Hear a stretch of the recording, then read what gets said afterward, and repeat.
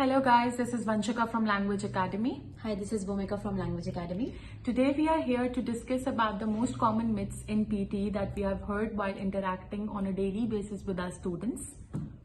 The first myth is that use of accent will give you extra marks, which is not the case. You can speak in your native English language. The second most common myth is the use of backspace will actually result in negative marking. Again, that is not the case.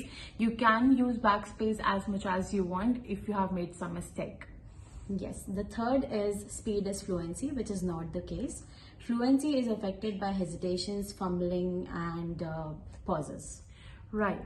And the last most common myth that we have heard is that every question is important. Again, guys, that is not the case. You just need to focus upon the most important question types.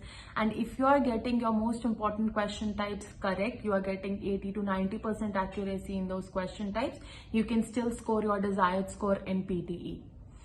So that would be it for the video today. To know more about PTE in order to get your desired score, just join Language Academy. Thank you.